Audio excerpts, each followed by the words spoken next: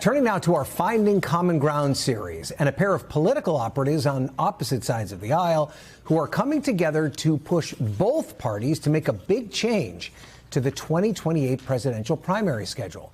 Former Biden White House Deputy Press Secretary Andrew Bates and former Republican National Committee Communications Director Doug Heye argue in an op-ed that North Carolina should hold the nation's first presidential primaries.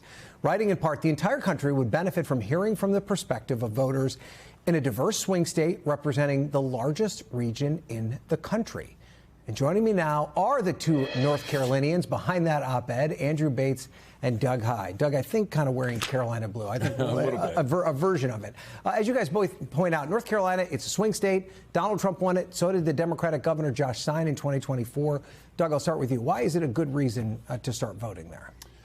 Because, as we put in the piece, this is a very diverse state. It is a growing state, and it's also a very close one. And not just on the presidential level where, Donald Trump, sure, he carried it 3 times, but his biggest margin was 3.7%. So that's not a blowout. If you look at Senate races through the years, we haven't had a double-digit Senate victory since the Watergate election of 1974. And our Senate races and our gubernatorial races seem to go back and forth quite a bit between R&D, and they're always close. Mm-hmm. And you both reference, Andrew, the Tar Heel State's purple credentials, their demographics.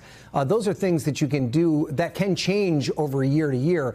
Why do you think a primary move should be permanent, or should it be permanent, or should the parties be always reevaluating this every election cycle? Well, like you and Doug were talking about, almost every recent election in North Carolina has been close, and it has been contested. I was there in 2016 as the communications director for Hillary Clinton's campaign, where we fought hard to win it. Barack Obama won it in 2008. And this is a state that both parties are going to continue fighting hard for up and down the ballot. And I also think that it's important to take note that the South is by far the biggest region in the country. 1 in 3 Americans live in the South. And as Democrats work to make ourselves more competitive, I think that it would be very beneficial for us to hear that perspective from Southern voters in a large, diverse swing state out of the gate as our presidential candidates start trying to make their case.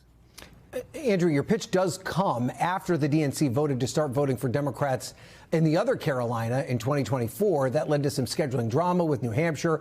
Obviously, the state thinks it matters, but do voters care that much about this primary process? I think that this has more to do with us caring about hearing from voters in a new way, because like you were talking about, Iowa and New Hampshire have gone first for a long time. And I don't know many Americans who think it is fair to the rest of the country for that to be permanent. I think that it would make sense to take into account, where do most Americans live? The South is by far the biggest region.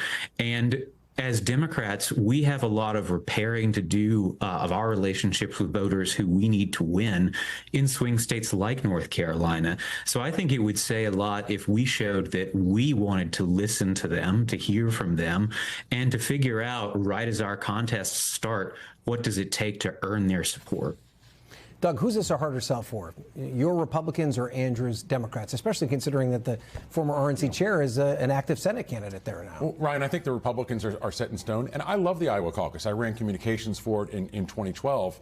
But Iowa's not going to be in play. And if we look at Senate races, gubernatorial races, Iowa's not really in play. New Hampshire a little bit. But North Carolina, always in play. And regardless of whether Republicans or Democrats do this, it's good for both parties, because you develop that farm team mentality where you're developing political talent on the grassroots level in counties and throughout the state. So many people come from Iowa and New Hampshire who have very big political careers. I want to grow that talent in North Carolina. Okay, well, I've got both of you here, a Republican operative and a Democratic operative. Obviously, you've come together on this issue. But let me start with you, Doug. Are there other areas that Republicans and Democrats should be working together on? Can you think of something that is an issue that you can find common ground on in 2026 and beyond? Well, I start with where President Trump had enormous success on a bipartisan basis in his first term, and that was criminal justice reform. And I think you can be for common sense criminal justice reform for nonviolent offenders without saying that you're weak on crime and so forth. Donald Trump did very well on that. He doesn't really talk about it anymore. He tries to hide from some of that. I think there's a good opportunity to continue trying to do that kind of work. Andrew, what about you? What's an issue you think that Democrats could find common ground with Republicans on? Criminal justice reform being one, but are there others? I agree with Doug about criminal justice reform. Another one is monopolies and mega mergers, because there is a lot of concern in this country among people from all kinds of political points of view about how these companies that keep consolidating and eliminating competition are gaining more and more power over consumers and able to charge them in a lot of cases whatever they want. I know this is salient because of the conversation about Netflix and Paramount, but I think that there are a lot of folks, Democrats and Republicans, who want to hear from their leaders that they have the guts to take on some of these extremely powerful companies, especially when affordability is what Americans care about the most. Okay, and what about, are we both Tar Heels here, Andrew? What, I know Doug's allegiance in North Carolina, but where does yours lie? I went to NC State. I'm a proud member of the Wolfpack. A member of the Wolfpack. All right. Well, listen, it's good to see that you have those allegiances, but you also can come together on an issue like this. I appreciate it. We can come together on hating Duke as well. That's right. That's also a common ground. Okay, Andrew Bates, Doug Heye, thank you guys both for being here. Have a terrific holiday. I appreciate you being here on a holiday week. Thank you.